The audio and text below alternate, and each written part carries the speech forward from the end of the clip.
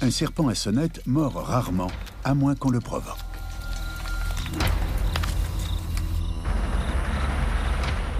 Pour chasser, il peut attendre patiemment ses proies ou les débusquer dans des trous.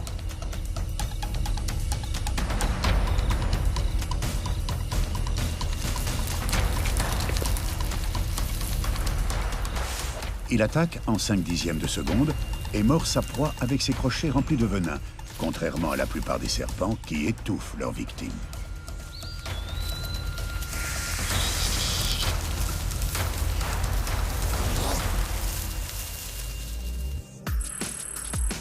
Le serpent à sonnette inocule son venin à l'aide de crochets percés de canaux reliés à des glandes situées au-dessus de la mâchoire supérieure, à l'arrière de la tête.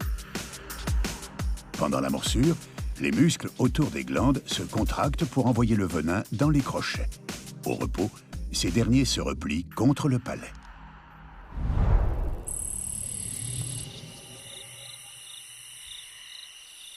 Crochets et venins sont opérationnels dès la naissance, et la plupart des serpents à sonnette peuvent même contrôler la quantité de poison qu'ils injectent.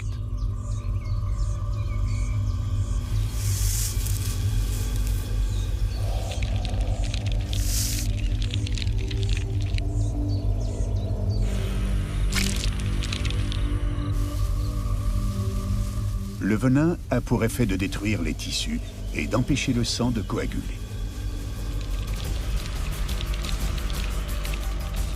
Une morsure de crotale peut causer une grave paralysie.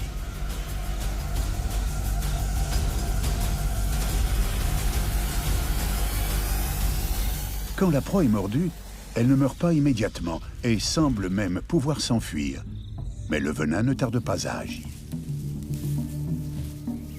Grâce à son odorat, le reptile peut traquer sa proie jusqu'à ce qu'elle meure.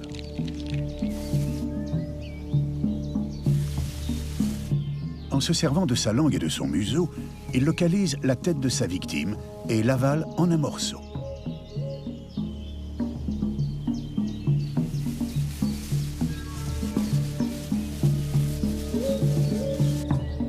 Les puissants sucs digestifs de son estomac réduisent en bouillie la chair, les os, les plumes et tout le reste. Si la proie engloutie est de petite taille, le serpent continue à chasser. Si elle est suffisamment grosse, il trouve un endroit chaud et sûr pour se reposer pendant qu'il digère, avant de repartir à la chasse.